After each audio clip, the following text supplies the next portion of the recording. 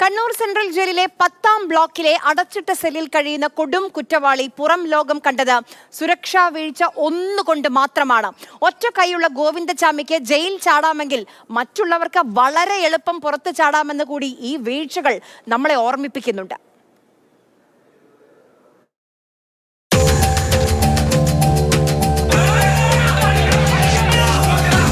അടിമുടി വീഴ്ച, ഒന്നും രണ്ടുമല്ല, വീഴ്ചകളുടെ ഒരു പരമ്പര തന്നെയാണ് കണ്ണൂർ സെൻട്രൽ ജയിലിൽ ഉണ്ടായത്.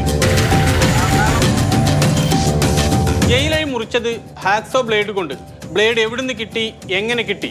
1 മാസം നീണ്ട തയ്യാറെടുപ്പുണ്ടായിട്ടും ജയിൽ അധികൃതർ എന്തുകൊണ്ട് അറിഞ്ഞില്ല? 10ാം ബ്ലോക്കിന് പ്രത്യേക സുരക്ഷയുണ്ട് എന്ന കാര്യം ഓർക്കണം. 1:10 ജയിൽ ചാടിയിട്ടും ആരും അറിഞ്ഞില്ല. പെട്രോളിംഗ് നടത്തിയില്ല. CCTV പരിശോധിച്ചതേയില്ല. ഏകദേശം 140 CCTV ആണ് അവിടെ വലിയ ഒരു സ്ക്രീനിലുണ്ട്. അത് എങ്ങനെ അതിലെ ഒരു CCTV നോക്കുന്ന ആൾക്കാരും അതിലെ ഡ്യൂട്ടി ചെയ്യുന്ന ആൾക്കാരുടെ ഭാഗം എന്ത് വീഴ്ചയാണത് നമുക്ക് അതും നോക്കുന്നുണ്ട്. കൂട്ടിക്കെട്ടാൻ പാകത്തിൽ തുണികൾ എവിടെ നിന്ന് കിട്ടി? അടുക്കി വെച്ച് കയറാൻ ഡ്രമ്മുകൾ എങ്ങനെ ലഭ്യമായി?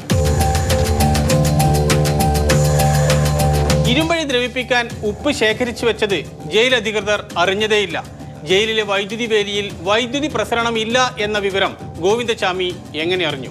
അതീവ ഭക്ഷണപ്രിയനായ ഗോവിന്ദചാമി മത്സ്യവും മാംസവും ചോറും ഉപേക്ഷിച്ച് ചപ്പാത്തി മാത്രം കഴിക്കുന്നത് ജയിൽ അധികൃതരുടെ ശ്രദ്ധയിൽപ്പെട്ടിട്ടേയില്ല. അതിന്റെ പിറകിലുള്ള ഉദ്ദേശം അന്വേഷിച്ചതേയില്ല. CCTV നോക്കുമ്പോൾ 4 കാൽ വരെ പുള്ളി കമ്പൗണ്ടിലെ 1-2 മരങ്ങളുടെ താഴെ ഒരു ഏരിയയിൽ കാണുന്നുണ്ട്.